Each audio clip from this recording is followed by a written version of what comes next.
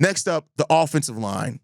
I mean, of course, the biggest question on the offensive line is going to be who wins the starting left tackle position. Braxton Jones, Aji Trapillo, Kieran Magaje is still basically in it as well. It seems like most of it has been talked about as far as with that with Braxton and Ozzy. But that battle, of course, that's the first thing. Who wins that in training camp? But then after that, it's also this revamped interior offensive line. How much does this improve where the Bears were last year? I just talked about it when I talked about the running back room. Improving the offensive line means that you should get better out of your running back room.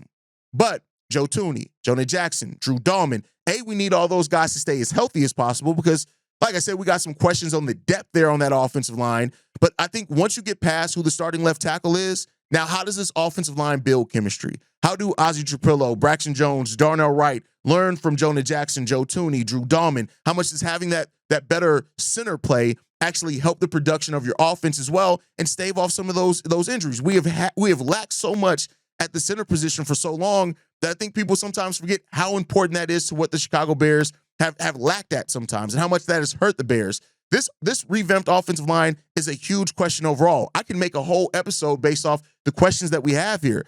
Depth is another thing, and I'm going to bring that up every time I talk about the offensive line. The question around the depth is going to be a big question here, is that we look at it as well, because I think that, you can see it. Bates is now depth. Bill Murray's now depth. You have those guys. Theo Benedict, I think, is going to play a big part in it. How much is Drew Kramer now being able to focus on the center position? How much better does he play? Luke Newman is another rookie that I think we don't talk enough about, because if he comes in and is ready to contribute his rookie year as a depth piece, that helps a lot as well. And then for the future, learning under Drew Dahlman and stuff like that, the depth is probably the biggest question that I have here for the offensive line.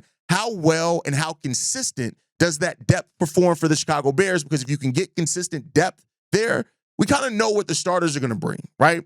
Once we have that established, we kind of know on paper and through the history, and because we have veterans on that interior offensive line, we can kind of project how good they're going to be. Actually, I don't have to show it, but we can kind of project it. So the bigger question is going to be now that depth. That is my biggest concern right now with that offensive line. I'm not really worried about who starts between Ozzy and Braxton, because I think either way, it's going to work itself out.